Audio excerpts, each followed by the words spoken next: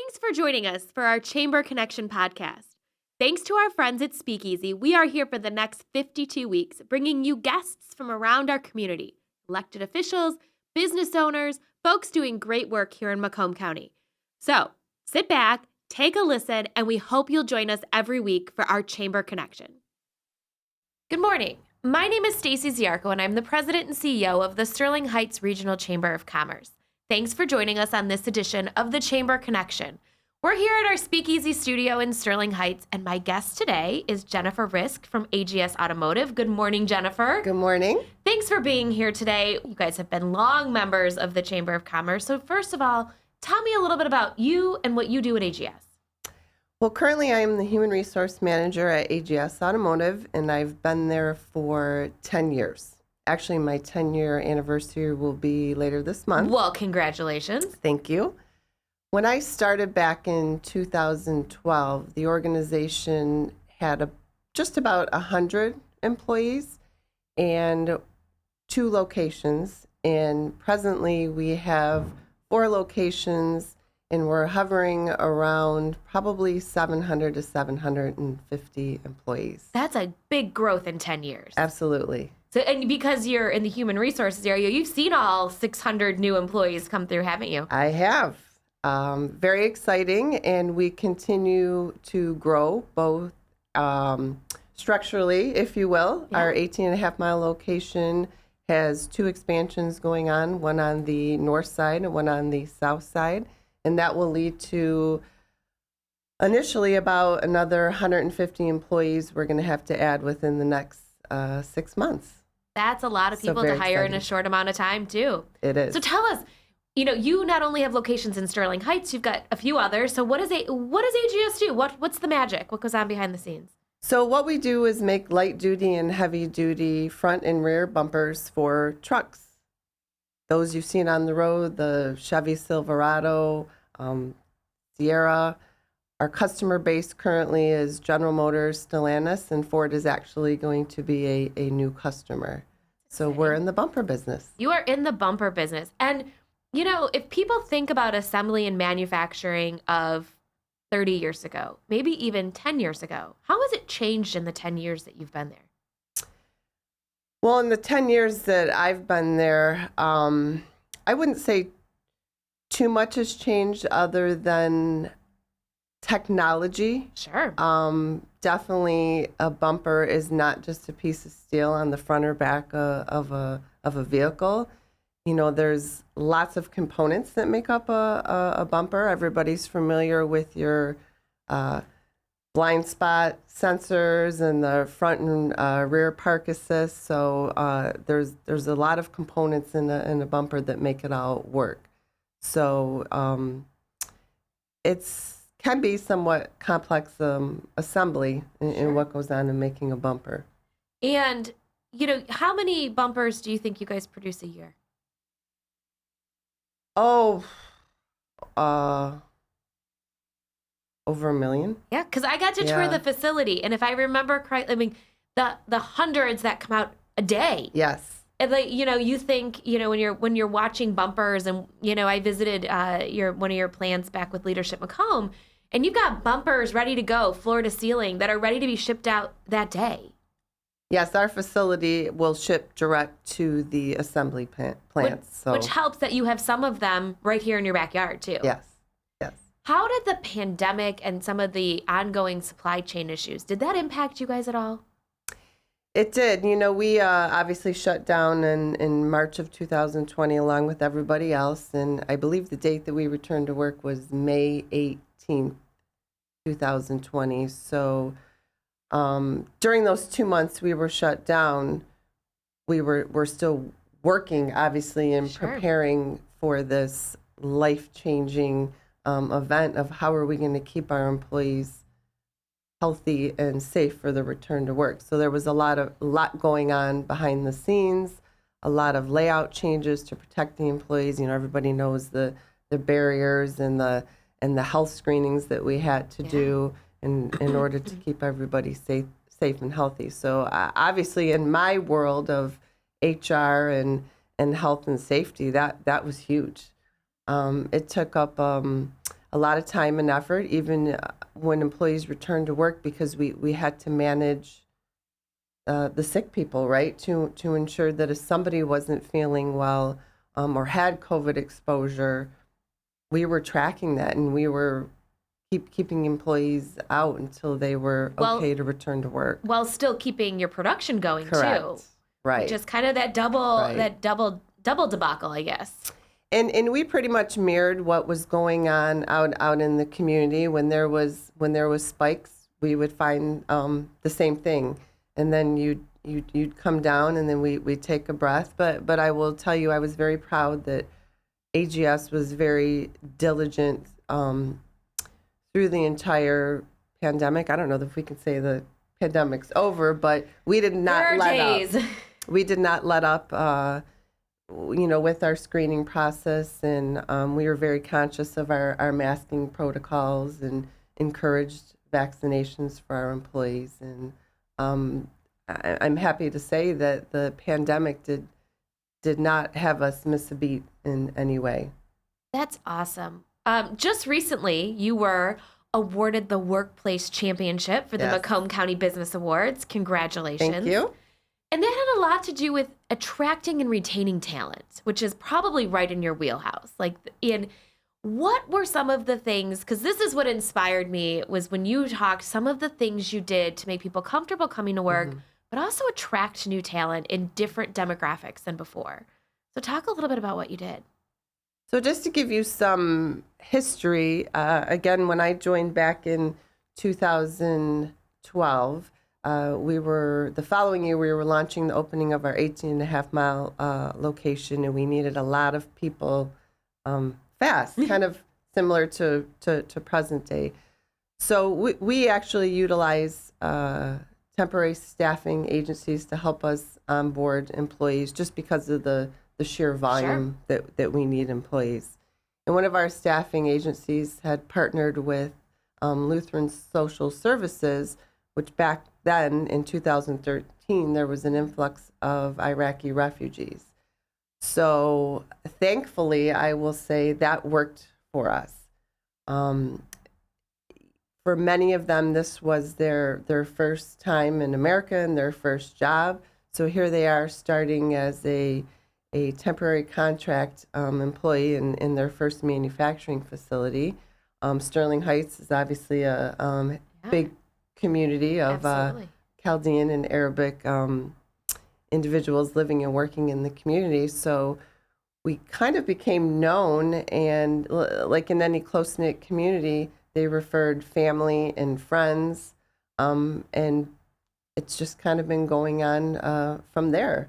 But I'd also like to add, we're very diverse otherwise, and we're proud of our diversity throughout the organization. So fast forward, one thing that I am extremely proud of is some of those employees that started with us back then in those early years, who started as a temp, got hired in as AGS, and are promoted and are now in positions such as team leaders, supervisors, engineers. So I like to say we homegrow our employees, and that's very, very exciting to me. And it's probably for some of the folks that you hired as temporary contractors, they never thought that this might be a spot where they were leading a team, running a shift, or anything like that. Do you see that pride in them as well? I do, and I think it's because they've been with us for a long time, 5, 6, 7, 8 years. Well, one of the things you mentioned too during your speech was that you hired a translator. Yes. Did that make a difference? It did, and actually she started with us as a contracted English as a second language instructor. For many of those employees who joined us, they maybe knew a little bit of English. Sure. And we decided that we were going to offer that education for them to hopefully help integrate them and help them grow. And then we found the need to have her permanently on staff, just because of the fact that although we did have some bilingual employees, some of our employees didn't speak any English at all. So here you have someone like myself who may have to do new hire paperwork or training, or in some cases, coaching and counseling. I needed someone to help with that. So she's been a member of our staff for, I think, going on 6 or 7 years now. But that also probably adds to that comfort level where maybe people that might have left, because you're providing someone that they can communicate with or some other services, is your turnover rate different then too? One thing I am proud of is our AGS turnover rate is on average about less than 5%. So you're doing something right. You're doing something right, which is fantastic in manufacturing. Yes, very proud of that. Obviously in our industry, especially with contract workers, that tends to be high turnover, but we want to hire them in. We want to turn them into AGS employees because we are successful in that. So you're going to need 150 new people, in the next 6 months, you said? Yes. How do you go about finding them? Well, again, we do rely on the staffing agencies, but I would say the focus is really in the onboard and training.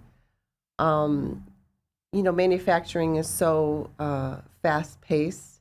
So I would tell you right now our focus is on the training process. So we are facilitating some leadership training with our supervisors and our team leaders because, as I said, it's all about people, right?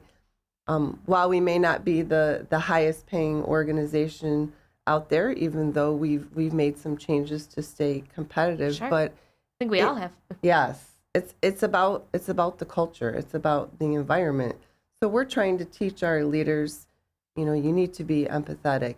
It's not just about the numbers, yet it is, but you need to keep the people in order to make your production and to hit the quality standards and to work safely. So that's what we're trying to teach our leaders in our organization. You bring up a really good point on something that's been on my mind when we talk about our post-pandemic workforce. When you look at a lot of our organizations, some of them are still having remote employees. We just talked about, you looked a couple weeks ago, General Motors had said, we're bringing everybody back to work. And then within, 48 hours, that kind of completely changed. And, I think that some of this work from home and remote work is going to have an impact on our organizational culture. You've just touched on how important having culture has been to the success and growth of your organization. Yes. How can, other organizations model what AGS has done to create an exemplary organizational culture? Or what are some things that you might think you've done differently? Well, for people that actually are physically working in the manufacturing plant, aside from our workers, our supervisors, managers, engineers, someone like myself, we've been back full-time since we came back to work in the pandemic. I mean, I need to be present while we have flexibility for those employees, right? Which I think that's one of the things we've had to do is adapt that way. But again, it's as I had said, in my acceptance speech, it's not always about the money. It's about the culture, and I think the culture that we've created is, I always like to say, you have to have fun at work. Absolutely. That's my philosophy. We're here, 40, 50, sometimes 60 hours a week. We spend more time with people at work than we do our families. Absolutely. So to me, you have to have fun. You have to like what you're doing, and you want to get up. When that alarm goes off, you don't want to feel like you want to hit the snooze button. You want to come to work and enjoy it. So my team laughs at me a lot. I let them laugh at me a lot because I'll make fun of myself. They can make fun of me all day long. Absolutely. If you can't laugh, right, you can cry. Right. There are days. So I think the focus, especially coming back from the pandemic in 2020, but I think the labor market and the labor struggles were more prevalent actually last summer. That was in 2021 was probably one of the most challenging. So we had to think, what are we going to do different to not only attract, but more importantly, to retain. Yep. So we tried to be creative. One of the One of the fun things that we do is we have spin the wheel. Okay. And that has different prizes on it. And we've done a variety of different manners of how we allow employees to spin the wheel. We used to do it for you get hired in as AGS, you get to spin the wheel. You know, there's an extra vacation day on there, gift cards, so they can win prizes and they get excited about that. Another thing we do is we celebrate birthdays. So, you know, the card with the gift card and then a luncheon with the plant manager and an HR manager really makes them feel special, and they appreciate it and they enjoy that. And then we have monthly employee luncheons where we feed our employees. Everybody loves food. So it's things like that have, I think, made a difference. And it's all about building a community. And so I think, you know, again, I spent some time in your facility one afternoon, and you can see the community. You can see people connecting with each other, you know, whether they're on your plant floor, whether they're in your corporate offices. It was evident. It was evident of people, you know, doing something on an assembly line where they did it multiple times a day, but they still communicated with each other while they did it too. So you can tell people build that community there. I'm glad to hear that you saw that. I did. You know, it's interesting to me. It was my first trip through any kind of manufacturing facility too. I know. I was really excited. But to watch that, yes, it was they were doing something that was repetitive, right, all day long. Yes. But yet they still had the ways that they communicated with each other, the way that they talked to each other. Could have been music or whatever. You know, it was just interesting to watch. And it was also interesting that the people that were leading me through your facility knew everybody on the plant floor too. Yes.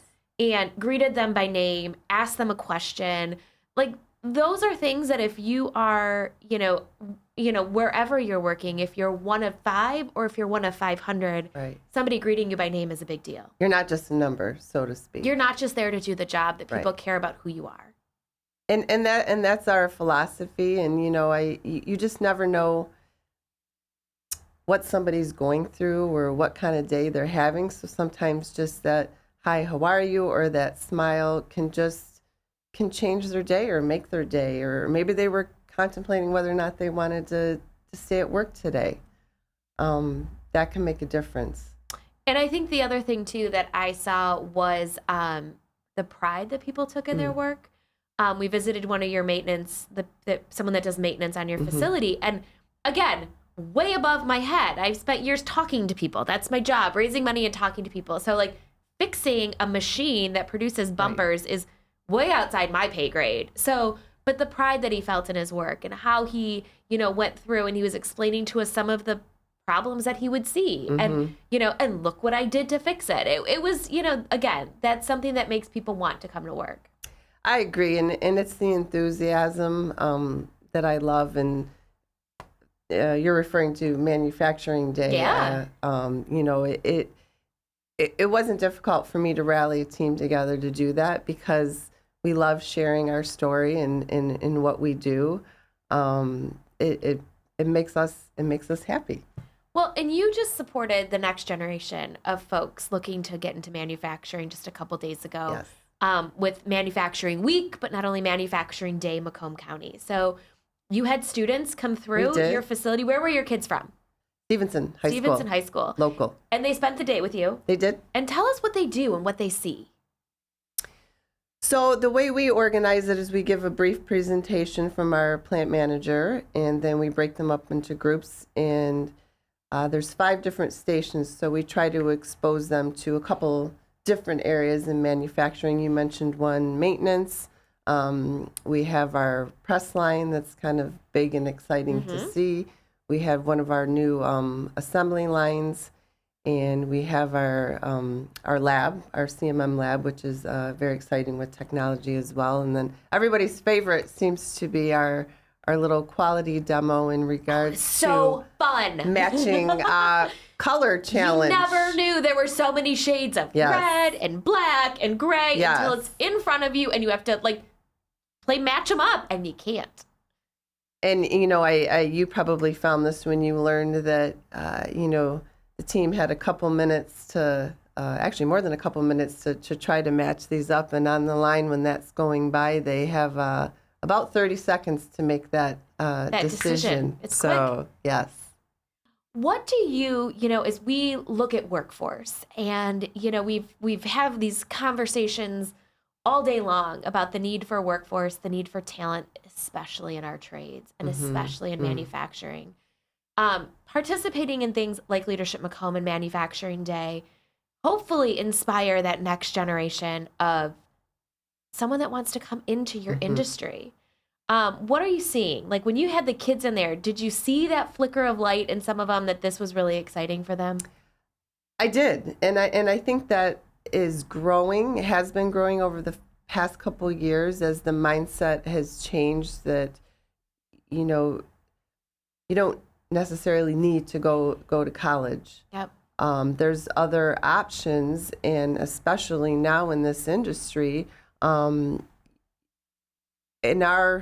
at AGS we have the skilled trades, which there's many of them that are on the cusp of retirement, right. And we need that new blood, so to speak, to come in. So I think it's our goal at AGS is to have these partnerships to help us and to let these kids know that this is the skilled trades and is a great industry, a lucrative industry to go into. Well, and I think too, like you had a group of kids from Stevenson, so right here in Sterling Heights. Yes.